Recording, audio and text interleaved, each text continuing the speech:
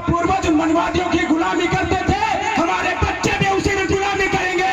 तो साथियों, मेरे बहुजन समाज के लोगों, जाग जाओ, अपने बच्चों को जरूर पढ़ाओ, अपने बच्चों को जरूर पढ़ाओ। अगर आपके बच्चे शिक्षित होंगे तो अपने हक अधिकार ले लेंगे। शिक्षा का मायने ये नहीं होता है कि आपका बच्चा नौकरी पा जाए, शिक्षा का मायने ये भी होता है कोई भी शासन प्रशासन का अधिकारी आपके सामने आता है तो आपका बच्चा उनसे मुंह तोड़ बात कर पाएगा, आपके हक अधिकार छीने नहीं जाएंगे। साथियों, इसीलिए मैं बार बार कह रहा हूं, अगर आपके घर में खाने के लिए नहीं है तो थाली बेच दीजिए, लेकिन अपने बच्चों को जरूर पढ़ाइए।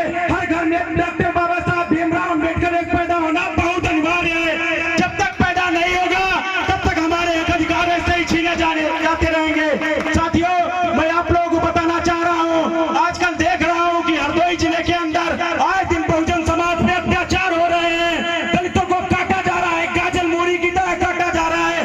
कहीं न कहीं ये हम ही लोगों की कमी है, हम लोग एकजुट नहीं है। अगर हम लोग एकजुट हो जाए, किसी की इतनी औकात नहीं है कि हमारे बहुजन समाज पे कोई उंगली भी उठा दे। साथियों, हम लोग बहुजन अधिकार मोर्चा के माध्यम से बहुजन जोड़ो यात्रा निकाल रहे हैं। जब हमारे बहुजन नेता साथ में आएंगे और 2027 में मिलकर अपनी सरकार बनाएंगे तो कहीं न कहीं हमारे बहुजन समाज पे अत्याचार कम होगा। तो सत्ता परिवर्तन बहुत जरूरी है। 2027 में बहुजनों की सरकार बनानी है। साथियों, आपका भाई, आपका बेटा आपके साथ 24 घंटे खड़ा है। अगर हमारी माताओं बहनों को, बहुजन समाज में किसी भी व्यक्ति को अगर हमारी जरूरत पड़े तो 12 बजे रात को याद कर लेना, आपका बेटा, आपका भाई आपके साथ हमेशा खड़ा मिलेगा।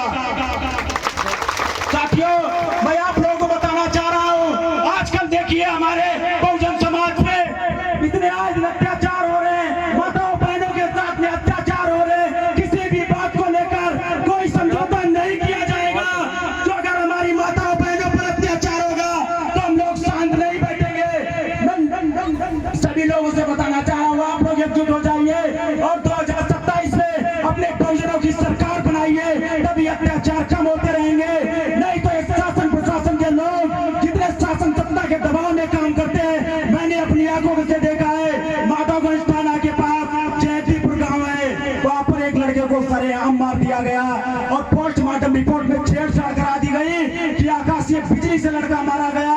दोबारा लैस खुदवाने के लिए हम लोगों ने डीएम साहब से भी मिले, लेकिन दोबारा लैस नहीं खोदने दी गई। तो कहीं न कहीं अगर हमारे बहुजन समाज की सरकार होती तो आज ये अत्याचार नहीं होते। हमारे नौजवान युवाओं के साथ में सब किया जा रहा है। तो साथियों, मैं आप लोगों से कहना चाहता हूँ, एकजुट हो जाइए, क्योंकि आप लोग जानते हैं कि एक कुत्ते का झुंड होता है। अगर उस कुत्ते के झुंड में एक ढीला मार दो तो सारे कुत्ते इधर उधर भग जाते हैं। और एक मधुमक्खी का झुंड होता है,